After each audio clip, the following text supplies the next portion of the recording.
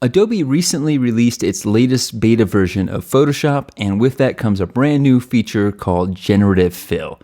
Generative Fill allows users to either remove things from a photo or actually add things to a photo using AI.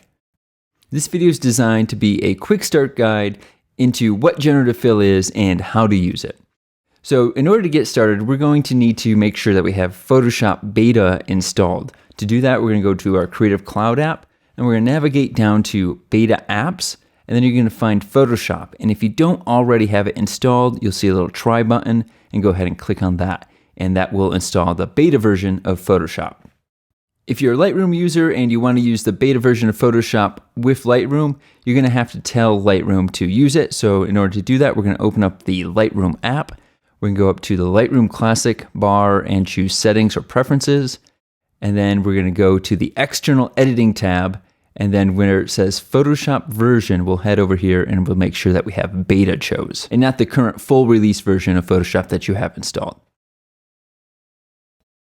We're about to dive into some really cool stuff, but before we do, I just want to remind you to head over to naturemike.com for some great in-field workshops, private post-processing lessons, and how-to articles.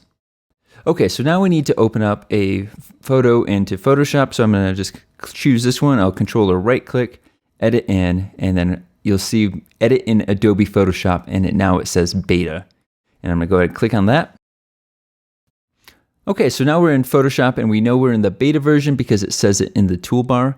And so now we're going to dive into Generative Fill. Generative Fill works a lot like Content Aware Fill, except it uses AI to make the changes. So we're just going to choose any selection tool. I'm going to choose the lasso tool, and I'm just going to draw around our horse trainer here and see if we can get rid of her and her reflection. So I'm just going to kind of loosely draw around, come down here all the way around the reflection, and then kind of come back up the left side.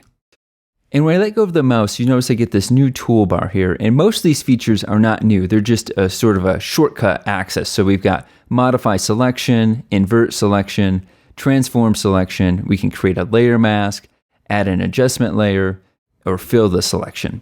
Now there are these three dots here, and if I click on these, I can choose to pin the bar position. I actually like this. I actually don't like the bar to pop up right next to my selection. So I'm just going to click pin. I'm just going to drag it down towards the bottom of the screen. That way it's not covering my image. And then lastly, we have deselect. That will deselect our selection. I don't want to do that, so I'll undo that. And then lastly, we have our new feature, Generative Fill.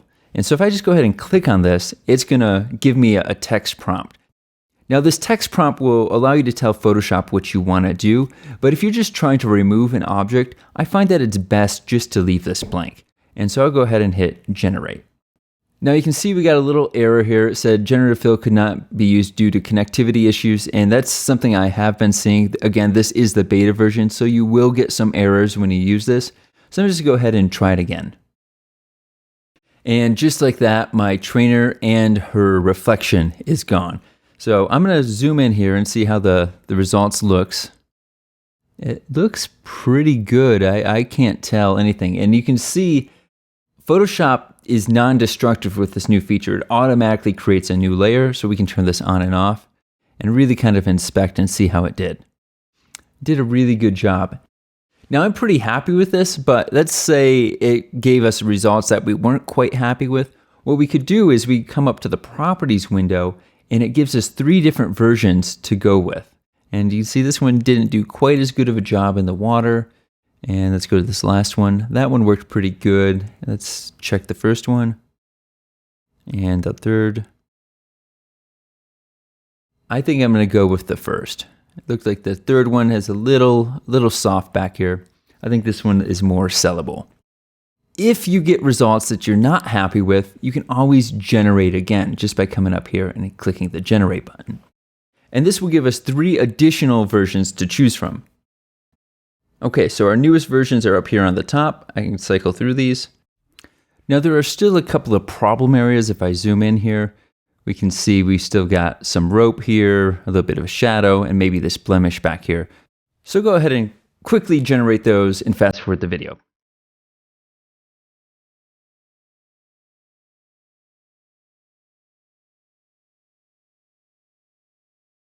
Okay, so the generative fill did a pretty good job. It wasn't perfect. If we zoom in and look at the horse's nose, and I can turn the layer on and off, you can see it's not quite as detailed as it used to be. So this might be something that we have to use the clone stamp for, or maybe just a layer mask.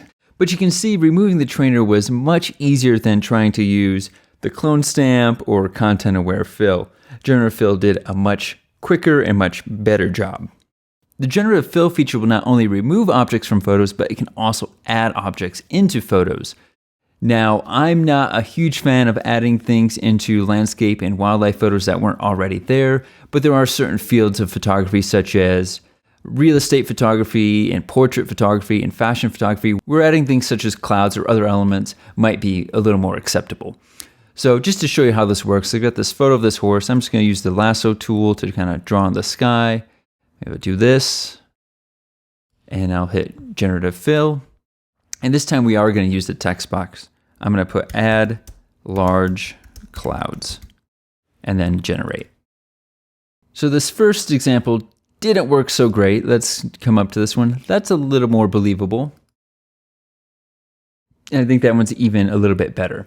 So I like this one, but let's see if we can get a little bit better results. And so I'm going to hit generate again.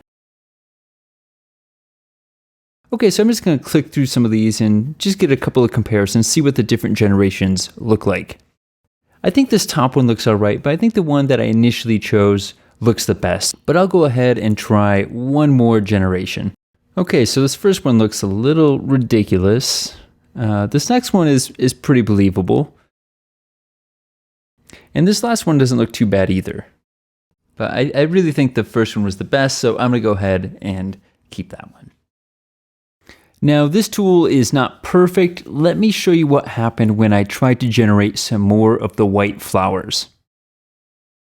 As you can see, these flowers look pretty unrealistic, but the other two generations are even worse. The second generation gave us an egret, and the third generation gave us what looks like maybe a cross between an egret and a swan. When I tried to generate a second time, I got a weird white bull, I guess, and some more white birds. So like most AI generative software, it still has a little ways to go before it works out all of the bugs. Well, that's it. I hope you enjoyed the tutorial. And of course, if you did, don't forget to like and subscribe. Go ahead and leave me a comment down below. And don't forget to check out naturemike.com for in-field workshops, private post-processing lessons, and how-to articles. See you in the next video.